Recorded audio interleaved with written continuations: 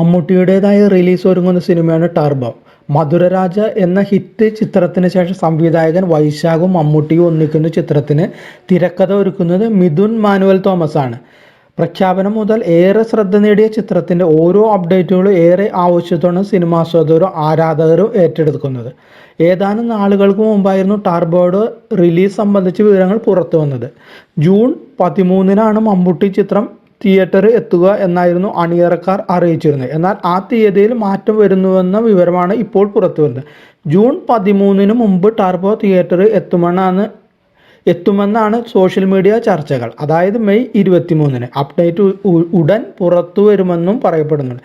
എന്നാൽ ഇക്കാര്യത്തിൽ ഔദ്യോഗിക വിശദീകരണങ്ങൾ ഒന്നും തന്നെ വന്നിട്ടില്ല. അതേസമയം ടർബോയുടെ ഡബ്ബിംഗ് വർക്കുകൾ ആരംഭിച്ചു കഴിഞ്ഞതായിട്ടാണ് പറയപ്പെടുന്നത്. ഏപ്രിൽ 24 മമ്മൂട്ടി ഡബ്ബിങ്ങിന് എത്തിയതിൻ്റെ വീഡിയോ സമൂഹ മാധ്യമങ്ങളിൽ ശ്രദ്ധ നേടിയിരുന്നു. ആക്ഷൻ കോമഡി കാറ്റഗറിയിൽ ഒരുങ്ങുന്ന ചിത്രത്തിന് മമ്മൂട്ടിക്കൊപ്പം രാജീവ് ബി ഷെട്ടിയും തെലുങ്ക് നടൻ സുനിലും പ്രധാന വേഷത്തിൽ എത്തുന്നുണ്ട്. ജോസ് എന്ന കഥാപാത്രത്തെയാണ് മമ്മൂട്ടി അവതരിപ്പിക്കുക. അച്ചായൻ ലുക്കിലുള്ള മമ്മൂട്ടിയുടെ പോസ്റ്ററുകൾ ഇതിനോടകം തന്നെ വൈറലായി കഴിഞ്ഞു. ക്രിസ്റ്റോ സേവ്യർ സംഘമാണ് ടർബോയ്ക്ക് സംഗീതം ഒരുക്കുന്നത്.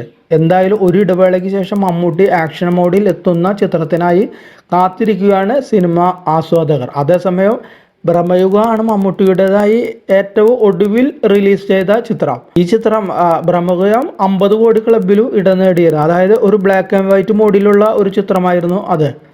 അപ്പോൾ അച്ചായൻ ടർബോയിലെ ജോസ് അച്ചായനെ കാത്ത് നമുക്ക് ഇരിക്കാം.